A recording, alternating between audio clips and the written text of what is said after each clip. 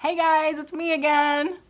How's everybody doing? I've been thinking about you so much and just wondering how you're doing and how you're coping with all this stuff that's going on. I hope you're doing well.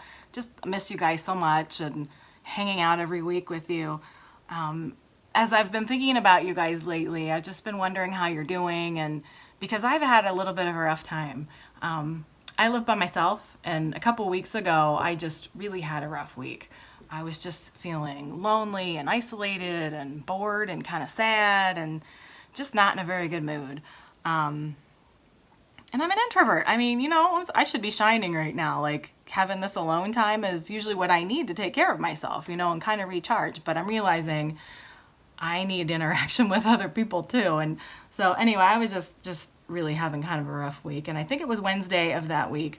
I was sitting here in my extra bedroom slash office and working away, and I hear this banging on the window behind me. It's this window right here.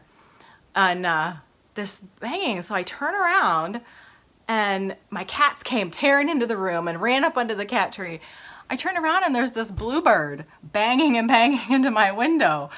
And I thought, what in the world? And, I know that they say that if a bird has a nest nearby and they see the reflection in the window, they think it's another bird trying to attack their nest. And so they're trying to protect their nest. So I just kind of chalked it up to that and had a chuckle at my cats losing their minds looking at this bird, and went about my day.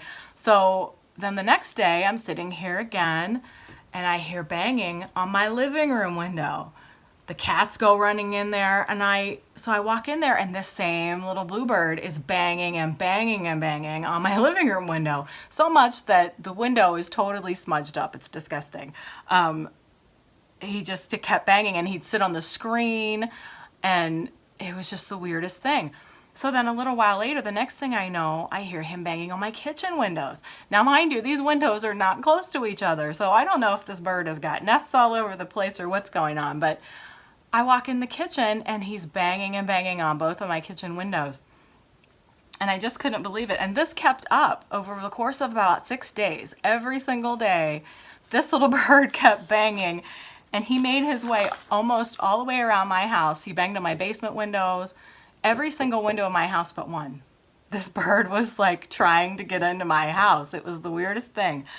And it dawned on me one day when I was standing in the kitchen looking at him on the little window over my sink, and I thought, you know what?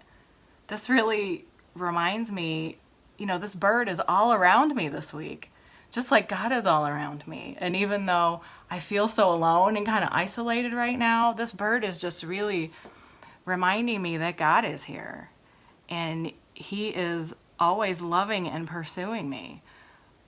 Psalm 23:6 says, "Surely your goodness and unfailing love will pursue me all the days of my life."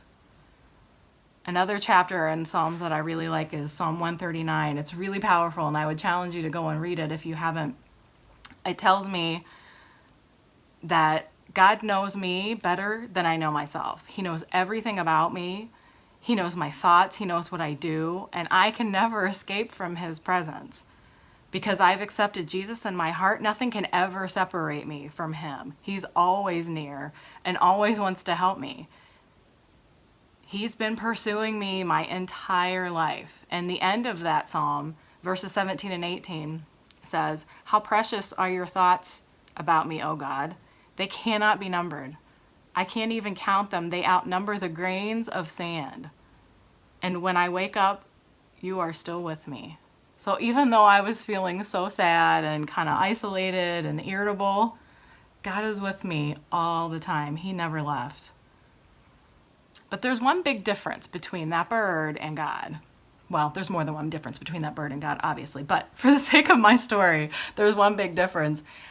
When that bird sits on its eggs and the eggs finally hatch and the little birds grow up and get ready where they're big enough to be out on their own, that mama bird leads them out of that nest so they can fly off on their own.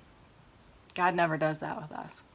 He is always right there holding our hand on whatever path that we're in. He never sends us out on our own, and He promises that He'll always be with us, and He pursues us because He loves us so, so much. We just have to look around and notice it.